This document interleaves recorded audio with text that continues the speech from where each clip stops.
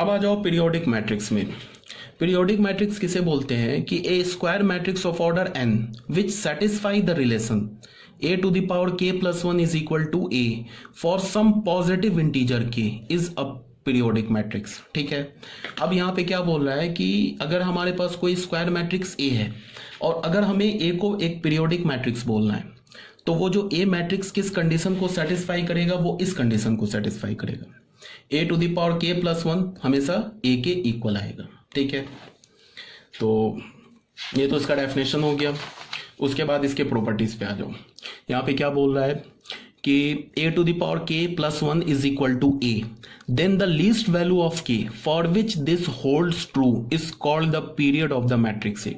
ठीक है, जो k का जो सबसे छोटा वैल्यू होगा जिसके लिए a to the power k plus 1 is equal to a आ जाए, उस k के सबसे छोटे पॉजिटिव वैल्यू को हम इस ये मैट्रिक्स a का पीरियड बोलेंगे। ठीक है, स्मॉलेस्ट एंड पॉजिटिव वैल्यू।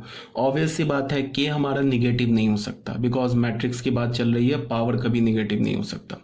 ठीक है, एग्जाम्पल देख लो क्या बोला जा रहा है।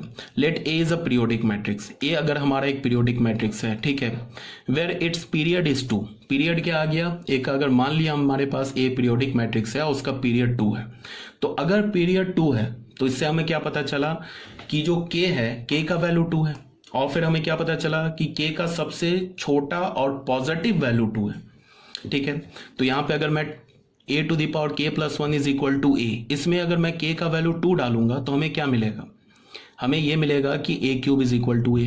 अब तुम ध्यान दो, पीरियड 2 है ना, तो एक बार हमें मिल गया ना a cube is equal to a, तो अब तुम दो पावर इंक्रीज करते जाओ a पर, वैल्यू रिपीट होने लगेगा। अगर पीरियड 3 होगा तो 3 पावर इंक्रीज करते जाओ मैट्रिक्स पर, तो भी वैल्यू रिपीट होने लगेगा। जैसे देख लो, a क्यूब हमें क्या मिला, a मिला, ठीक है ना, तो a क्यूब a मिला तो a टू द पावर 5 भी a मिलेगा।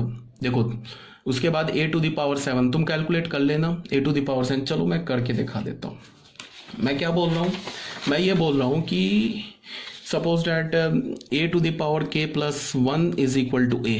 ठीक है, वेर पीरियड जो हो गया इसका, period of a is 2, that is k is equal to 2। k is equal to 2 है, हमारा पीरियड 2 है, तो इसका क्या मतलब हुआ, 2 डाला हमने तो a3 क्या मिल गया, a। अब एक बार a3 a मिला तो a टू द पावर 5 भी a मिलेगा, दो इंक्रीज करते जाओ, पावर 7 9 11 ऐसे सारे a मिलते जाएंगे।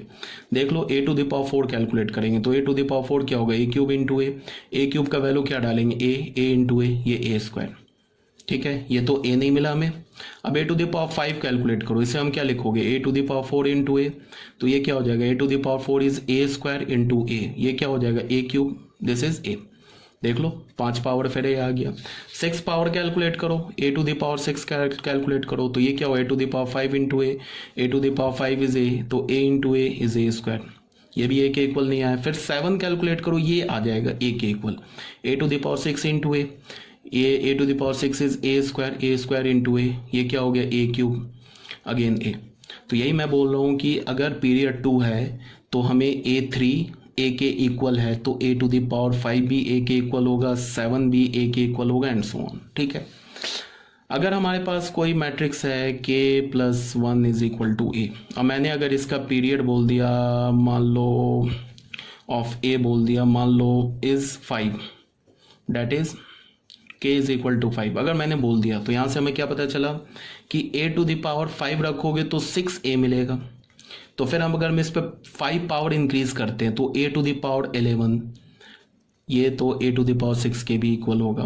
फिर 5 पावर इंक्रीज करते तो a टू द पावर 16, ठीक है, फिर 5 पावर इंक्रीज करते a टू द पावर 21, ये सब जितने भी होंगे ना, ये सब किसके इक्वल होंगे, a के इक्वल होंगे। यही बात बोला जा रहा है पीरियोडिक मैट्रिक्स में। ठीक है, तो यही बताया गया कि a cube, a to the power 5, a to the power 7, ये सारे किसके इक्वल होंगे, a के। अगर k का वैल्यू 3 है, पीरियड 3 है, तो यहाँ पे हमने 3 डाला तो a to the power 4a आ गया, तो 4a आ गया, तो यहाँ पे फिर क्या हो जाएगा, 4 पावर 3 पावर इंक्रीज करते जाओ, वैल्यू रिपीट होने लगेगा, मतलब a to the power 4, a to the power 7, a to the power 10, ये सब a के इक्वल आ जाएगा। क्लियर है बात?